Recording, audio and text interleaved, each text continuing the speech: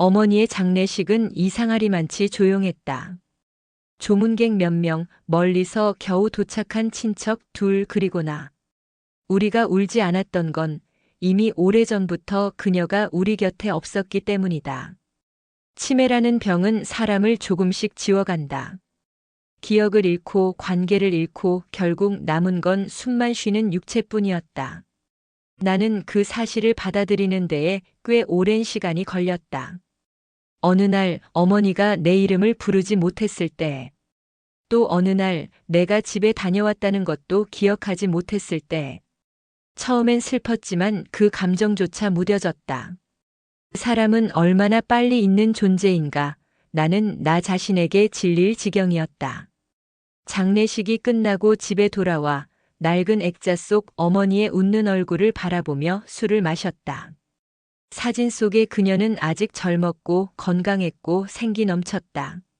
하지만 내 기억 속 어머니는 언제나 병원 침대에 누워 있거나 요양원 창밖을 멍하니 바라보던 뒷모습이었다. 한 사람의 인생이 그렇게 퇴색되어 가는 걸 나는 지켜봤고, 그러면서 나도 조금씩 바래졌다. 나는 조용히 장례식에서 받아온 유골함을 꺼냈다. 작은 나무 상자 안에 어머니의 흔적이 담겨 있다는 사실이 믿기지 않았다.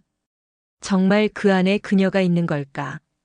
혹시 정말 다른 사람이 들어있는 건 아닐까? 말도 안 되는 생각이었지만 그날따라 묘하게 머릿속을 떠나지 않았다. 그리고 그날 밤이었다. 비가 부슬부슬 내리는 밤 현관 앞 초인종이 울렸다. 아무도 올 사람이 없었다. 나는 모니터를 켜보지도 않고 문을 열었다. 그리고 그 순간 나는 내가 미쳤다고 생각했다. 그녀가 서 있었다. 어머니였다. 분명히 장례식을 치른 바로 그 여인이었다. 나는 그 장면을 부정하려 애썼다. 장례식이 거짓이었나, 병원에서 착오가 있었던 건가, 아니면 내가 꿈을 꾸고 있는 건가. 하지만 모든 게 너무나 생생했다. 그녀는 그 특유의 눈빛으로 나를 바라보았고 예전처럼 고개를 갸웃거리며 문턱에 서 있었다. 그녀의 발엔 물기가 가득했고 손끝은 떨리고 있었지만 표정만은 이상하리만치 평온했다. 그날 이후 나는 내가 장례식을 치른 사람이 과연 누구였는지 의심하기 시작했다. 병원은 기록을 번복하지 않았고 사망 진단서도 여전히 유효했다. 요양원 측은 그날 숨을 거둔 사람은 분명히 박영애 씨였다고 말했다. 하지만 지금 내 집 거실에 앉아 있는 이 노인은 분명히 내 어머니다. 기억은 언제부터 잘못된 걸까? 진짜 죽은 사람은 누구이고 살아 돌아온 이 사람은 무엇을 기억하고 있는가? 더 무서운 건 어머니는 자신이 죽었다는 걸 전혀 인지하지 못하고 있다는 사실이었다. 그녀는 지금도 나를 아들이라 부르며 집이 참 낯설다는 말을 반복하고 있다. 나는 점점 혼란 속으로 빠져들었다. 그리고 어렴풋이 떠오르기 시작한 몇 가지 단서들.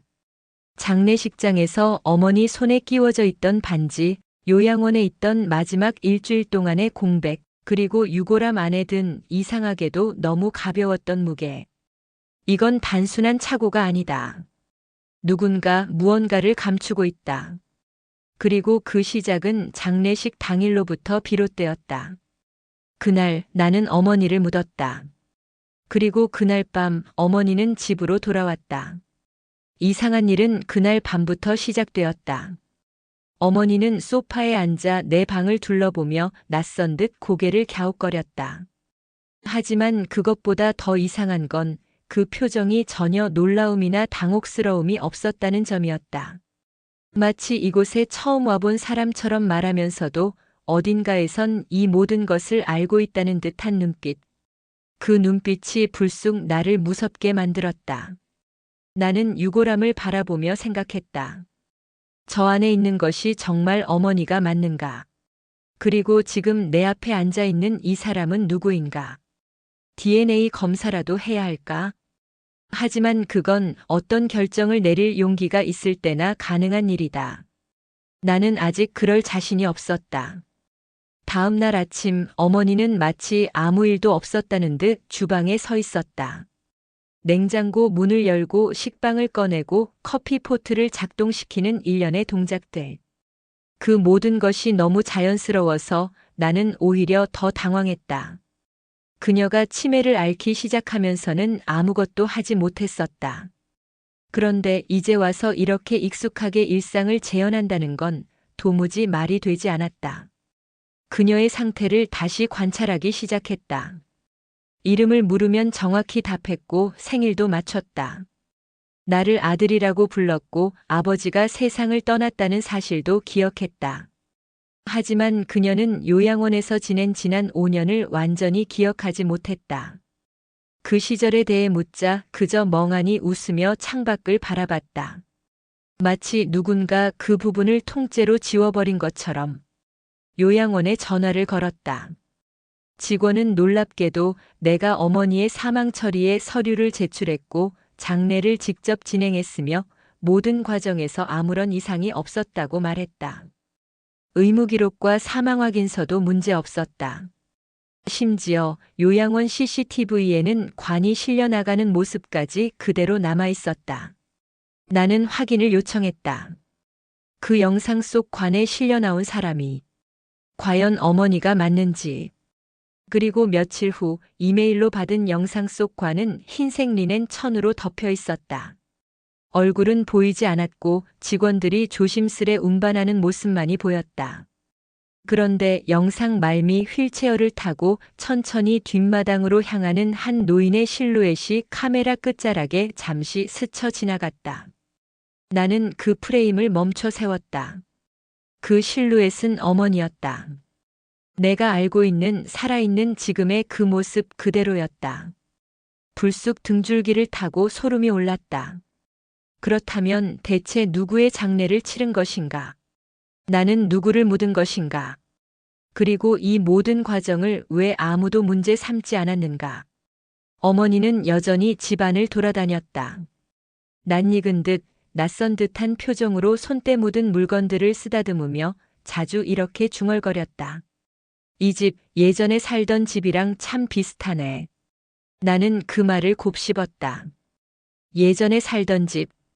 여기는 그녀가 요양원 가기 전까지 살던 바로 그 집이다.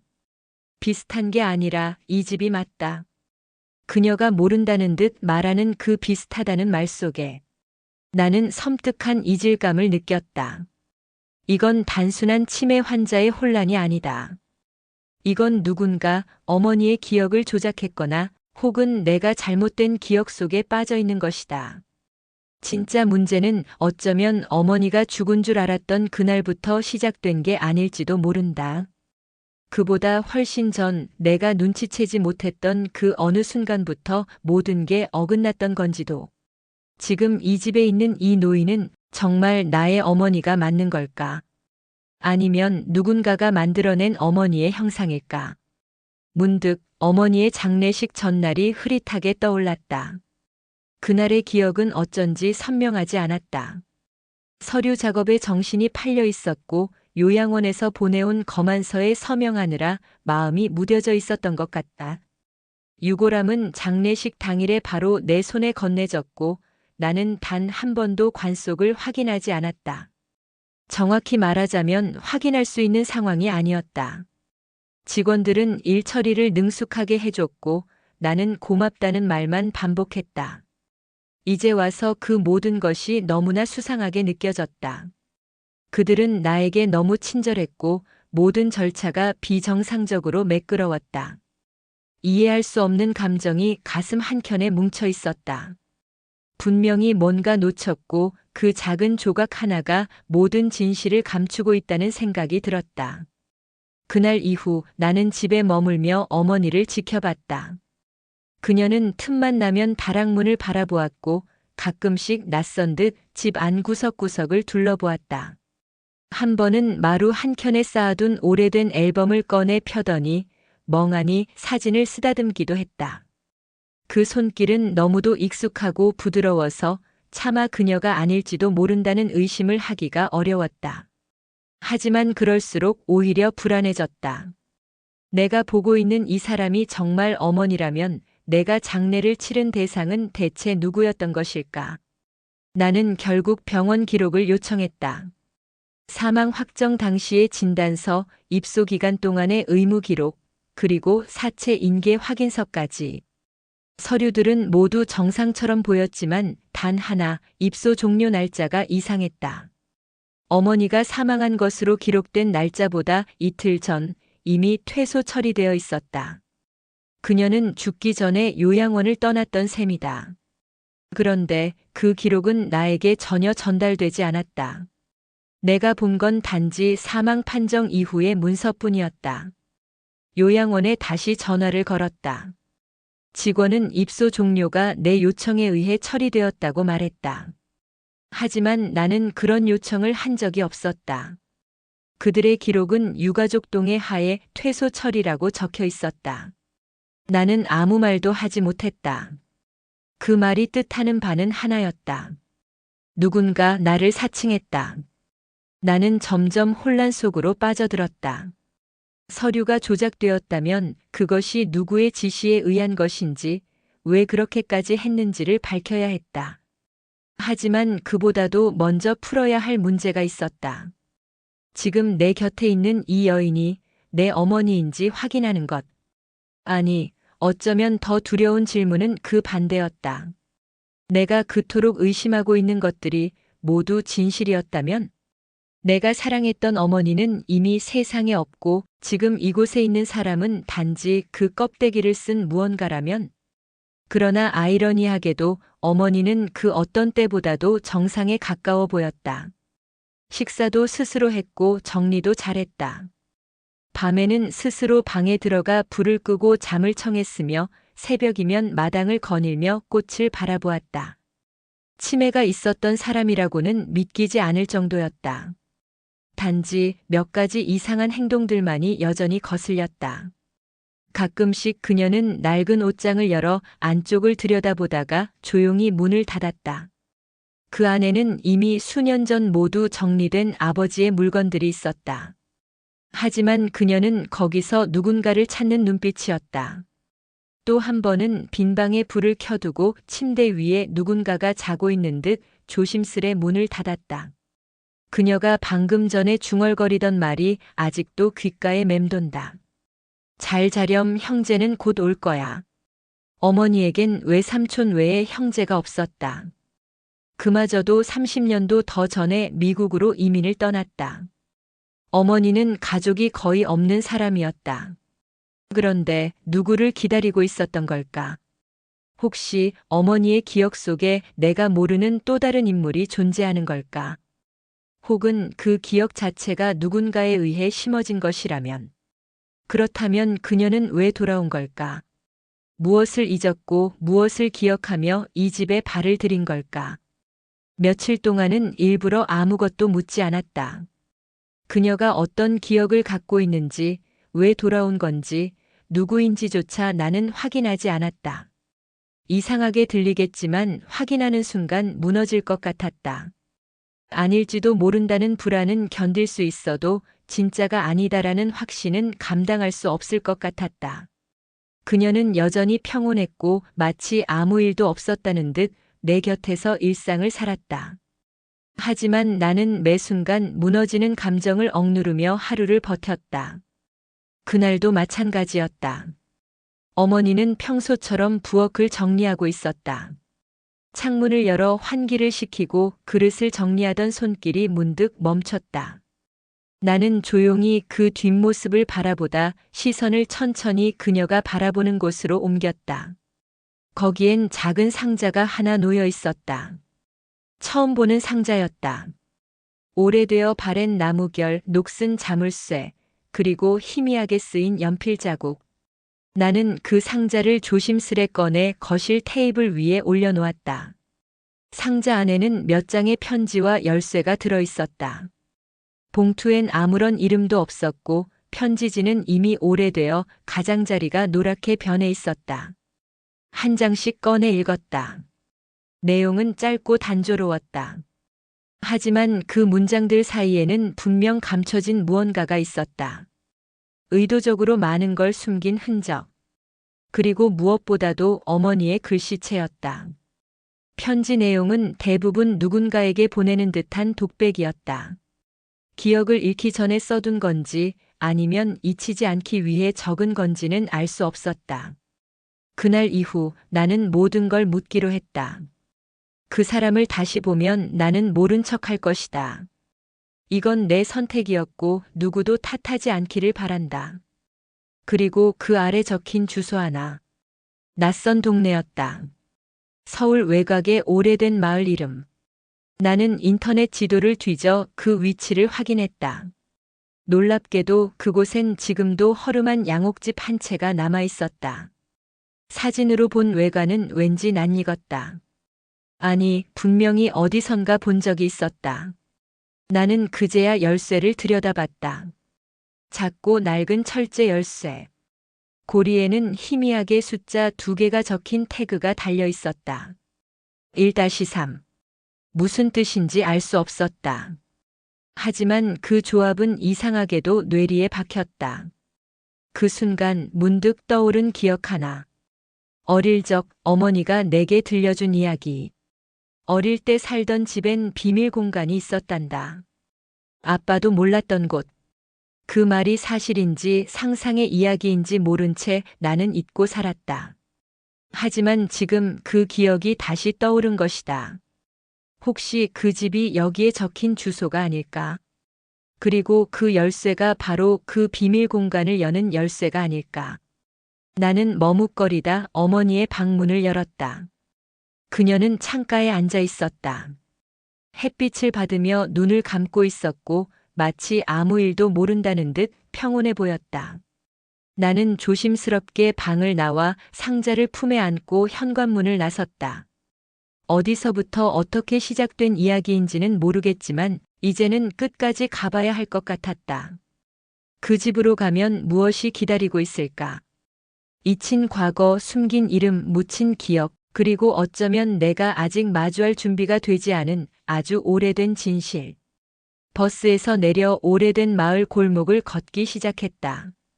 지도에 찍힌 주소는 정확했지만 눈앞의 풍경은 내가 상상했던 것과는 사뭇 달랐다. 시멘트 벽 사이로 뚫린 철문, 삐걱거리는 대문, 그리고 낡은 양옥집. 모든 것이 정지된 듯 조용했고 마치 시간 속에 봉인된 공간 같았다. 나는 한참을 그 앞에 서서 숨을 골랐다. 도대체 내가 무엇을 찾으러 여기까지 온 건지조차 잊은 채였다. 열쇠는 예상보다 쉽게 맞았다. 쇳소리를 내며 문이 열렸고 먼지 쌓인 복도가 눈앞에 펼쳐졌다. 걸음을 옮길 때마다 바닥이 삐걱거렸고 벽엔 낡은 액자와 벗겨진 벽지가 가득했다.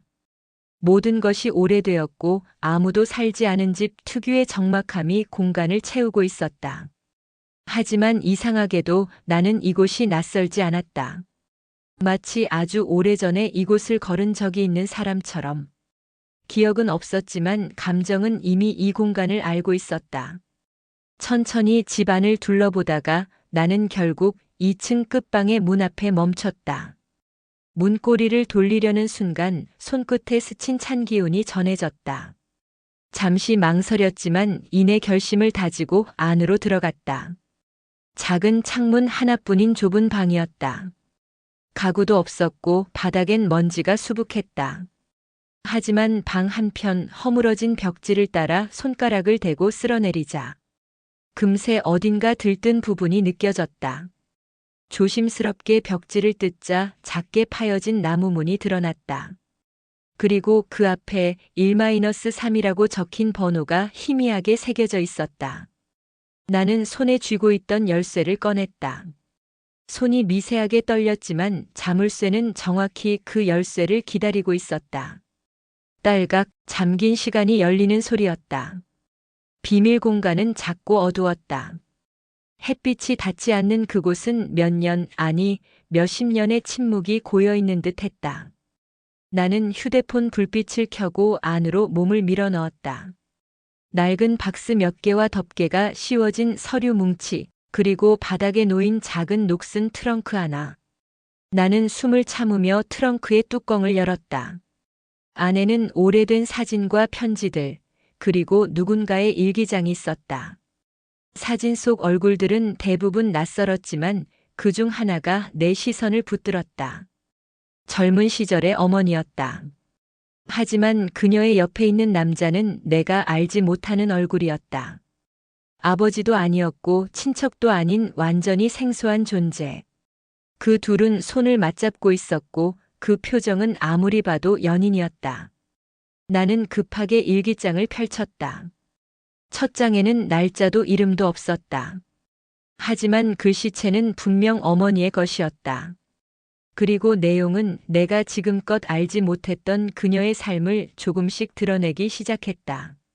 사랑했던 남자, 누구에게도 말하지 못한 이별, 그리고 혼자 감당해야 했던 임신과 출산. 가난했던 시절, 외면받은 아이, 그리고 그 아이를 위해 자신을 지우기로 한 선택. 마치 지금의 내가 살아가는 그 삶의 전모를 이미 오래전 그녀가 겪었던 것만 같았다. 그 순간 퍼즐 조각 하나가 머릿속에서 맞춰졌다.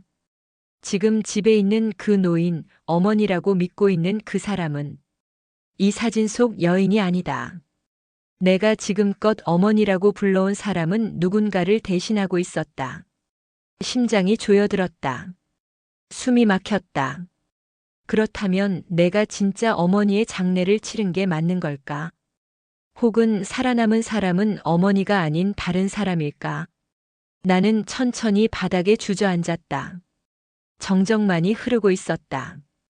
그리고 그 안에서 나는 아주 작고 희미한 확신을 발견했다. 이 이야기는 아직 끝나지 않았다. 오히려 이제 시작되었을 뿐이라는 것을. 집으로 돌아오는 길 손에 든 트렁크의 무게가 묘하게 무거웠다. 사진과 편지, 오래된 일기장, 낯선 이름들. 익숙하지 않은 문장들이 반복되어 있었고 그 문장들은 내가 지금까지 알고 있던 사실들과 맞지 않았다. 트렁크를 내려놓고 등받이에 몸을 기댄 채 창밖을 바라봤다. 창밖은 흐렸고 머릿속도 그랬다. 집에 도착하자 현관문을 조용히 열었다. 안은 고요했다. 그녀는 여전히 방 안에서 지내고 있었다. 며칠째 같은 생활 패턴이었다. 아침이면 창가에 앉아 있었고 낮에는 집안 구석을 둘러보다 그대로 조용히 쉬었다. 낯선 이의 집처럼 굴지 않았다. 익숙하다는 듯 행동했지만 분명 낯선 기색이 섞여 있었다. 트렁크 속 일기장을 다시 펼쳤다. 날짜는 적혀 있지 않았다. 문장들은 짧고 건조했다. 감정 표현은 거의 없었지만 반복적으로 등장하는 이름 하나가 눈에 띄었다. 여러 장에 걸쳐 등장한 이름이었다. 편지와 일기 모두에서 반복되는 대상. 같은 사람이 썼다고 보기엔 문장 구조가 다소 달랐다. 누군가에게 전달되길 바라는 기록처럼 느껴졌다. 기록의 말미엔 주소가 적혀 있었다. 그 주소는 병원에서도 본 적이 있는 곳이었다. 어머니가 마지막으로 입원했던 요양병원. 다시 확인할 필요가 생겼다. 사망 신고가 이루어진 병원이었고 서류상으론 거기서 모든 절차가 시작됐다. 그 병원에서 어떤 일이 있었는지 정확히 알고 있어야 했다. 다음 날 오전 병원 기록실을 찾았다. 신분증을 제시하고 보호자 서명을 확인받은 후 복사된 기록을 전달받았다. 서류들은 정돈되어 있었다. 입원일, 치료일지, 간호일보. 모두 기계적으로 정리된 정보들 뿐이었다. 하지만 그중 한 장에서 멈췄다. 입원 종료일이 사망일보다 이틀 앞서 있었다. 이틀 전 환자 이름 옆에 보호자 요청에 의한 퇴원이라는 문구가 적혀 있었다. 서명란에는 나의 이름이 적혀 있었다. 하지만 나는 그런 요청을 한 기억이 없었다. 진위 여부를 묻자 직원은 별다른 의심 없이 일 처리가 진행되었으며 요청된 서류도 정상 제출되었다고 말했다. 병원에서 발행된 모든 문서에 문제가 없었다. 사망 진단서는 그 이틀 뒤 작성되었고 시신은 바로 장례식장으로 인계되었다. 그녀는 그 시점에 병원에 없었다.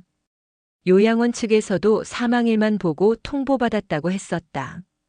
퇴원 당시의 이동 기록이나 CCTV는 보존 기간이 지나 확인할 수 없었다. 모든 건 종이 위의 절차로만 존재했다.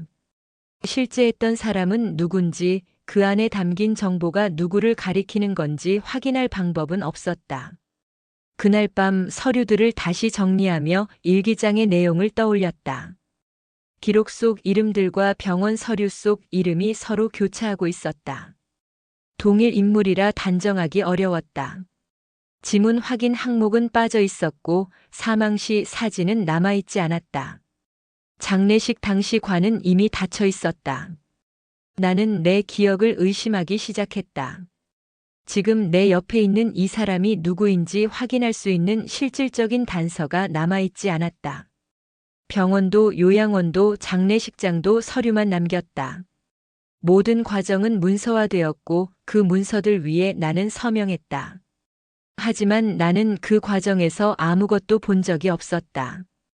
그녀는 여전히 조용히 나와 함께 살고 있다. 특별한 행동은 없었고 무언가를 요구하지도 않았다. 다만 간혹 창밖을 바라볼 때 잠시 멈추는 시선이 있었다. 그 시선이 향하는 곳에는 아무것도 없었다.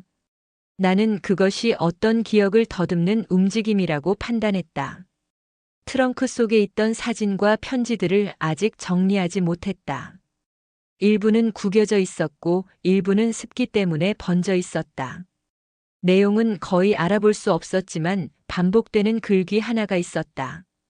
기록 속엔 이렇게 적혀 있었다. 그는 결국 나를 잊을 것이다. 이른 아침 책상 위에 펼쳐둔 서류 뭉치를 바라보았다. 전날 밤까지 정리했던 병원 기록, 요양원 접수서, 퇴원 확인서, 장례식장 인수증. 어떤 한 줄도 믿을 수 없다는 생각이 들었다. 날짜는 정확했고 서명도 내 것이 맞았지만 그 속에 담긴 실체가 모호했다. 죽은 사람의 이름은 분명 어머니였고 지금 살아있는 사람도 같은 이름을 가졌다. 이름이 같고 얼굴이 같아도 그 사람이 같다고 말할 수 없다는 감각이 점점 강해졌다. 거실은 조용했다. 그녀는 창가에 앉아 있었다. 손에는 따뜻한 차를 들고 있었고 햇살이 그녀의 어깨를 비추고 있었다. 처음 이곳에 돌아왔을 때와 달리 이젠 그녀의 동선은 완전히 익숙해져 있었다. 이 집에서 오래 살아온 사람처럼 움직였고 필요 없는 방에 불은 끄고 다녔다. 낯선 이가 아니라는 느낌은 여전했지만 그것이 곧 익숙함이라는 뜻은 아니었다. 정리를 마친 종이들을 서랍에 넣고 나는 다시 트렁크 속 사진들을 꺼냈다.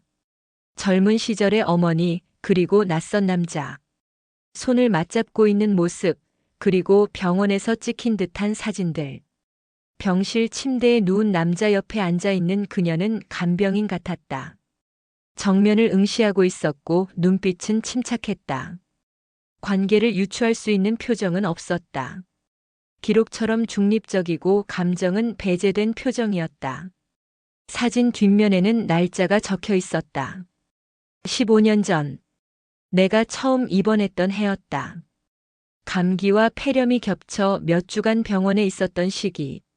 그런데 기억에 남은 어머니의 모습과 사진 속 그녀는 어딘가 달랐다. 머리 모양, 옷차림, 앉아있는 자세까지 같지만 표정의 결이 다르게 느껴졌다.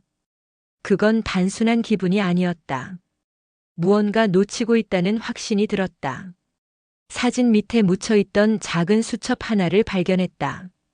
표지가 떨어져 나갔고 안쪽 페이지는 반쯤 찢겨 있었다. 몇 줄 남아있는 문장을 읽었다. 일정표처럼 보였다. 병원 12층 면회. 3시. 회의실 예약. 5시. 그리고 마지막 페이지엔 이 문장이 적혀 있었다. 아이의 퇴원 수속은 내가 하기로 했다. 아이. 누군가를 지칭하는 단어였다. 수첩의 주인은 어머니가 아닐 수도 있었다. 누군가가 그녀와 함께 병원에 있었고 그 속에 아이가 있었다는 말이었다. 그 아이가 나일 수도 있고 아닐 수도 있었다. 수첩은 낡았고 다른 기록은 남아있지 않았다. 하지만 사진과 수첩, 그리고 병원 기록은 같은 장소에서 교차하고 있었다. 문득 며칠 전 그녀가 바라보던 다락방 문이 떠올랐다. 별다른 이유 없이 몇 번이나 그 앞에 멈춰 섰고 문고리를 잡고 한참을 서 있기도 했다. 열지도 않고 그냥 서 있었다. 내가 기억하는 어머니는 다락방을 무서워했었다. 어두운 곳을 싫어했고 먼지가 많은 공간은 기침이 난다고 했다. 하지만 지금의 그녀는 그곳을 두려워하지 않았다. 오후 그녀가 산책을 나간 사이 다락방 문을 열었다. 오래된 상자 몇 개, 빛 바랜 천과 낡은 앨범들이 있었다. 그중 하나의 박스를 열자 정리된 봉투 여러 개가 나왔다. 각 봉투에는 숫자가 적혀 있었다. 1, 2, 3. 봉투 안에는 사진 한 장씩이 들어 있었다. 첫 번째 봉투에는 아기 사진, 두 번째 봉투에는 어린 소년, 세 번째 봉투에는 중학생쯤 되어 보이는 아이의 모습. 공통점은 전부 같은 얼굴이었다. 아이의 얼굴은 낯익었다. 오래전 나의 모습과 비슷했다. 하지만 확신할 수 없었다. 기억과 사진은 다르다. 내가 본 기억은 흐릿했고 사진 속 아이는 낯설게 느껴졌다. 문득 떠오른 생각은 하나였다. 혹시 내가 아닌 다른 아이가 존재했던 것은 아닐까? 그날 밤 그녀는 평소보다 일찍 잠들었다. 거실 불을 끄고 방에 들어간 후 다시 나오지 않았다. 나는 조용히 서재로 향해 사진과 봉투를 다시 꺼냈다. 뒤쪽 봉투엔 숫자가 없었다. 그 안에는 입원 기록 한 장이 있었다. 이름은 나였다. 생년월일도 같았다. 하지만 주소가 달랐다. 보호 자란에 기재된 사람도 달랐다. 그 서류는 내 것이 아니었다. 다음 날 아침 서류를 다시 펼쳤다. 입원 기록은 12년 전 것이었고 병원은 내가 어릴 적 입원했던 곳과 같았다. 이름도 같고 생년월일도 같았다. 하지만 주소와 보호자 이름은 달랐다. 보호 자란에 적힌 이름은 처음 보는 사람이었다. 내 이름을 가진 다른 누군가가 존재했다는 사실을 문서가 증명하고 있었다. 오류일 수도 있었지만 같은 병원에 같은 이름의 아이가 같은 시기에 입원했다는 우연은 쉽게 받아들여지지 않았다. 사진들을 다시 정리했다. 아기, 소년, 중학생. 얼굴은 비슷했지만 완전히 같진 않았다. 내 기억 속 어린 시절과 비교하면 작은 차이들이 보였다. 눈의 모양, 미소를 지을 때 생기는 턱 선의 각도. 어릴 때의 사진은 희미하고 단편적이라 확신할 수 없었지만 적어도 이 아이가 나와 완전히 같지는 않았다. 그녀는 아침 식사를 마친 뒤 마당으로 나갔다. 나는 조용히 서재에 남아 트렁크에 남은 마지막 편지 하나를 꺼냈다. 봉투는 열려 있었고 종이는 반쯤 접혀 있었다. 글씨는 일정했고 구체적인 감정은 담겨 있지 않았다. 마치 보고서처럼 쓰여 있었다. 마지막 줄엔 짧은 문장이 적혀 있었다. 그 아이는 이제 다른 이름으로 살아간다. 나는 한동안 그 문장을 바라보았다. 아이, 이름 살아간다. 그 단어들이 이어지면서 만들어낸 의미는 단순하지 않았다. 누군가가 이름을 바꿨고 누군가는 자신을 잃었다는 뜻이었다. 그리고 그 과정에서 다른 사람으로 대체되었을 가능성. 내가 그 사람일 수도 있고 아닐 수도 있었다. 신분증을 다시 꺼냈다. 내 이름, 내 생년월일, 내 주소. 그리고 주민등록등본, 가족관계증명서. 모든 문서엔 내가 어머니의 아들이라 적혀 있었다. 행정적으로는 틀림없었다. 하지만 그 증거들이 언제부터 유효했는지는 명확하지 않았다. 내가 8살이 되던 해 큰 병을 앓았고 그 후로 기억이 단절된 시기가 있었다. 그 이전에 나는 흐릿하고 거의 남아있지 않았다. 만약 그 시점에 무언가가 바뀌었다면, 어떤 전환이 있었다면, 그리고 그걸 기억하지 못하게 만들 수 있었다면, 나는 내 인생 전체를 다시 점검해야 했다. 단지 기억의 문제가 아니라 정체성의 문제였다. 내가 누구인지, 누구의 아들이었는지, 무엇을 잃고 무엇을 대신 얻었는지. 그녀는 정오 무렵까지 마당에 앉아 있었다. 얼굴은 평온했고 특별한 감정의 흔적은 없었다. 다만 두 손을 꼭 쥔 채 같은 자리에 오래 앉아 있었다. 나는 그 모습을 창문 너머로 바라보다가 자리를 떴다. 더 이상의 단서가 이 집에는 없다고 판단했다.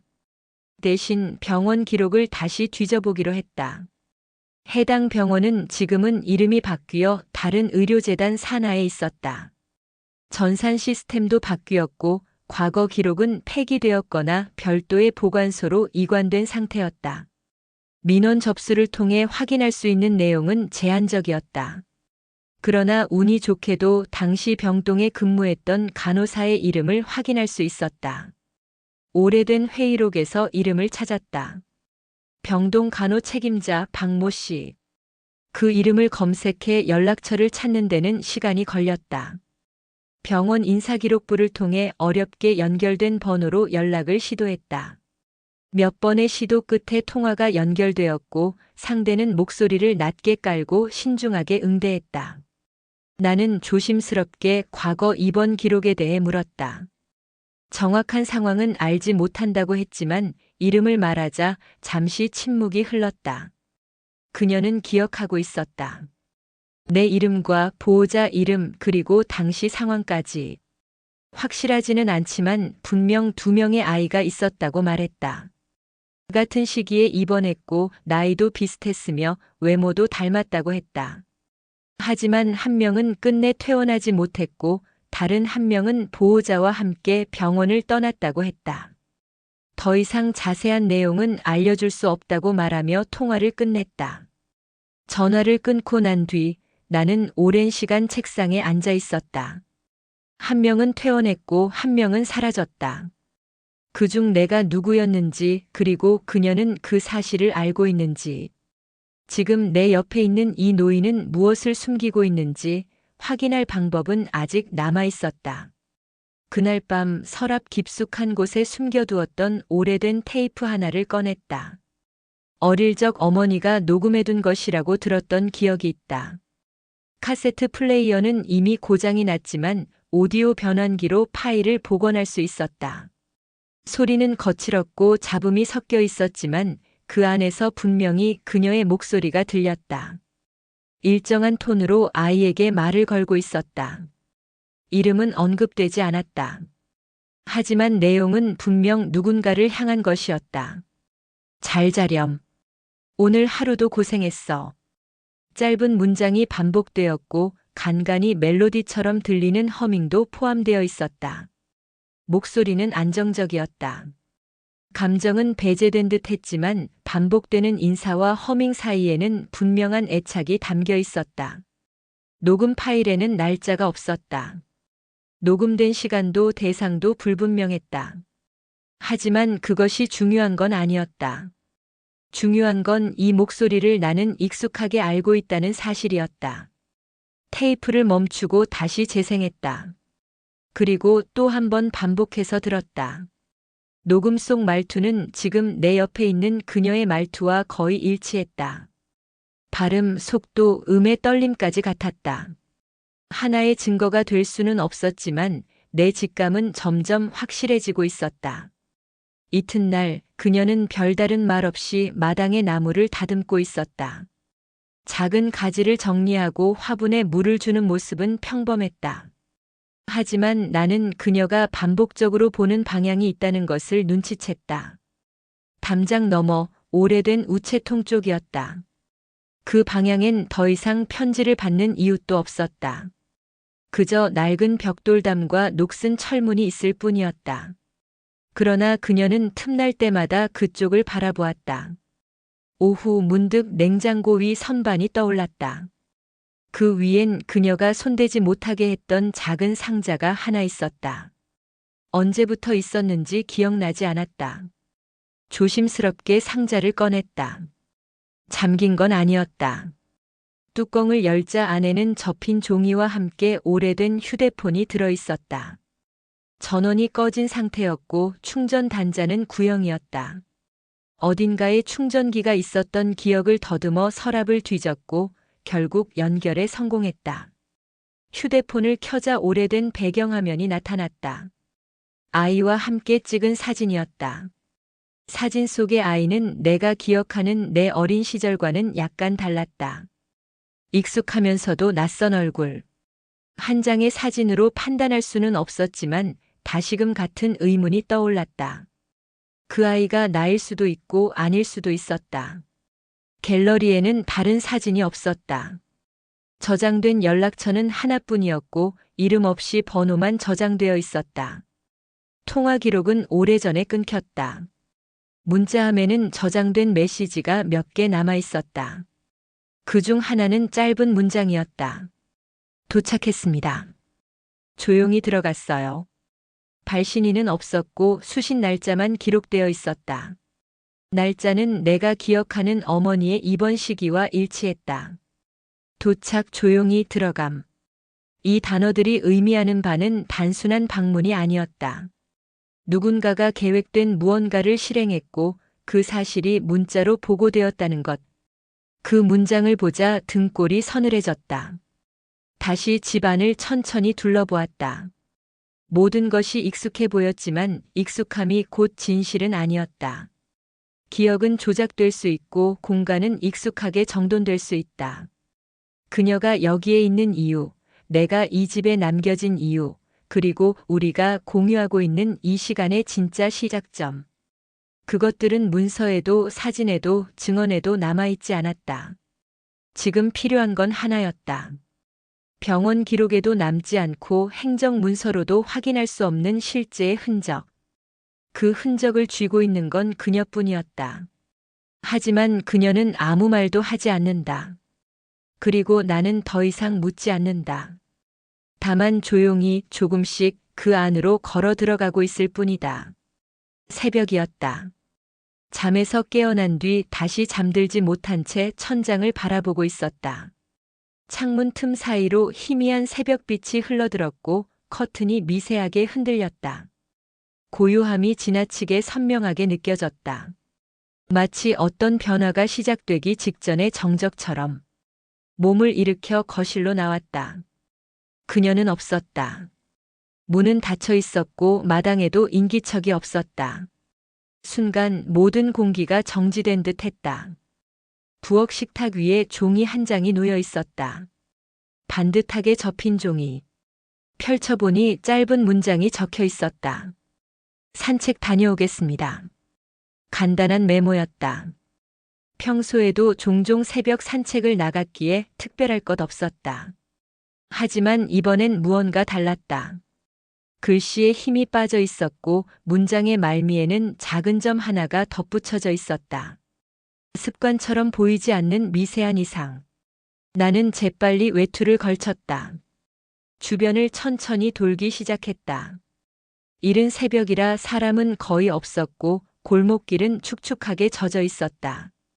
집 주변의 작은 산책로를 따라 걷다 오래된 정자 근처에서 그녀의 뒷모습이 보였다. 앉아 있었고 고개를 떨군 채 움직이지 않았다. 나는 다가가지 않았다. 그저 멀리서 그녀의 실루엣을 바라보았다. 정자의 목재 벤치, 구부정한 어깨, 두 손을 모은 자세. 그 모습은 처음 보는 것이 아니었다. 오래된 기억 속에도 똑같은 장면이 있었다. 정확한 장소는 달랐지만 자세와 분위기는 완벽히 겹쳐 있었다. 한참을 그렇게 서 있었다. 그녀는 움직이지 않았다. 그리고 나는 천천히 뒤돌아섰다. 마치 그 장면을 기억하는 것 자체가 목적이었던 것처럼. 걸음을 돌려 다시 집으로 향했다. 돌아와 현관문을 열자 실내의 공기가 낯설게 느껴졌다. 정돈된 소파, 가지런한 신발, 닫힌 방문. 방 안에 들어서자마자 책상 위에 놓인 봉투 하나가 눈에 들어왔다. 봉투에는 내 이름이 적혀 있었다. 열지 않은 상태였다. 조심스럽게 봉투를 뜯고 안에 편지를 꺼냈다. 편지는 인쇄된 것이 아니라 손글씨였다. 일정하지 않은 필체, 불안정한 회계 흐름. 처음엔 이름이 언급되지 않았고 어느 순간부터 너라는 지칭이 등장했다. 감정을 설명하지 않았고 구체적인 사실도 담겨 있지 않았다. 그저 몇 가지 장면을 나열하듯 써 내려갔을 뿐이었다. 병원 복도에서 너를 처음 봤을 때 너는 늘 혼자였다. 넌 조용했고 누구에게도 먼저 다가가지 않았다. 누군가 널 기다리는 모습은 본 적 없었다. 문장을 읽어 내려갈수록 무언가 무너져 내렸다. 그리고 마지막 줄에 도달했을 때 나는 더 이상 글씨를 또렷이 읽을 수 없었다. 나는 내가 누구인지 끝내 확신할 수 없었다. 하지만 그것은 중요하지 않았다. 편지를 내려놓았다. 손끝이 떨렸다. 그녀는 진실을 알고 있었던 것인지 아니면 마지막까지 몰랐던 것인지. 모든 정황은 그녀가 알고 있었음을 암시했지만 그 문장은 한 인간의 내면에서 일어난 균열처럼 보였다. 확신이 없었지만 선택한 것이다. 자신이 누구인지보다 함께 있다는 사실을 택한 사람의 문장. 그녀는 돌아오지 않았다. 아침이 되고 오후가 되어도 돌아오지 않았다. 실종 신고를 할지 말지 망설이다 결국 하지 않았다. 그녀는 사라진 것이 아니라 처음부터 떠날 준비를 하고 있었던 것이다. 남긴 흔적은 조용했고 정리되어 있었으며 무엇보다도 담담했다. 며칠이 지난 뒤 다시 병원을 찾았다. 이전의 담당 간호사와 연락이 닿았고 한 가지 사실을 더 확인할 수 있었다. 그녀는 실제로 보호자 등록을 하지 않은 상태로 병원을 다녀간 적이 있었다. 잠시 누군가를 대신해 병실을 지켰고 몇 번의 서류에 서명했으며 그 외의 기록은 없었다. 이름은 남지 않았다. 다만 얼굴을 기억하는 이가 있었다. 사진 한 장을 건넸다. 간호사는 고개를 끄덕였다. 맞다고 했다. 보호자가 없던 아이의 병실 앞에 조용히 앉아있던 사람. 간호사실에서 커피를 받아가며 아이의 상태를 묻던 사람. 그녀는 누구의 이름도 남기지 않았고 누군가의 살 속에 잠시 머물다 조용히 사라졌다. 나는 그날 오래된 트렁크를 정리하며 그녀의 흔적을 하나씩 꺼냈다. 편지, 사진, 녹음 테이프. 그것들은 아무런 결론을 내리지 않았지만 하나의 방향을 가리키고 있었다. 나는 여전히 확신할 수 없다. 내가 누구인지, 그녀가 누구였는지. 하지만 하나만은 분명하다. 그 시간들 속에서 나는 누군가의 자식이었고 그녀는 나의 어머니였다. 사람은 때때로 자신이 누구인지 잊고 살아간다. 그것은 기억의 오류이기도 하고 삶의 무게에 의해 만들어진 방어기제이기도 하다. 우리는 자신이 선택한 이름, 지닌 얼굴, 입고 살아가는 역할로 스스로를 규정한다. 하지만 그 모든 것이 거치는 순간 남는 것은 무엇일까? 나는 아주 오래전부터 이 질문을 반복해왔다. 언제부터였는지는 알 수 없다. 분명한 것은 그 질문이 내 삶의 중심으로 자라났고 결국 내 모든 기억과 감정, 그리고 관계의 틀마저 흔들기 시작했다는 사실이다. 처음 그녀를 다시 만났을 때 나는 확신했다. 어머니가 돌아왔다는 생각. 사라졌던 시간이 있었지만 그 간극은 따뜻함과 익숙함으로 메워졌다. 그녀는 조용했고 나를 잘 알고 있었고 필요한 말만 했다. 그리고 나는 묻지 않았다. 의심하지 않았다. 마치 그래야만 이 삶이 유지될 수 있는 것처럼. 하지만 의심은 작은 틈에서 시작된다.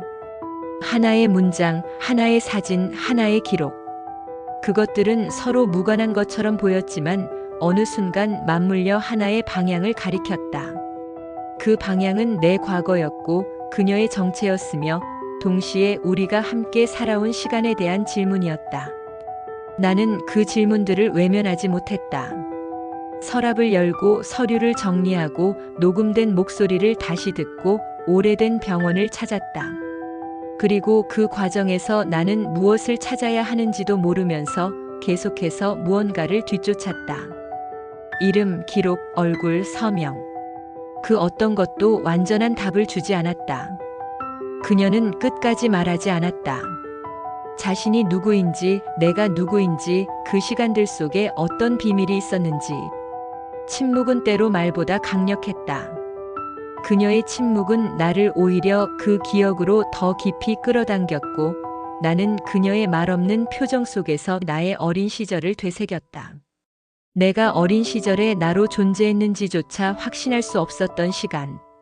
아플 정도로 선명한 공백, 기억나지 않는 얼굴들, 모호하게 남은 장소의 감각.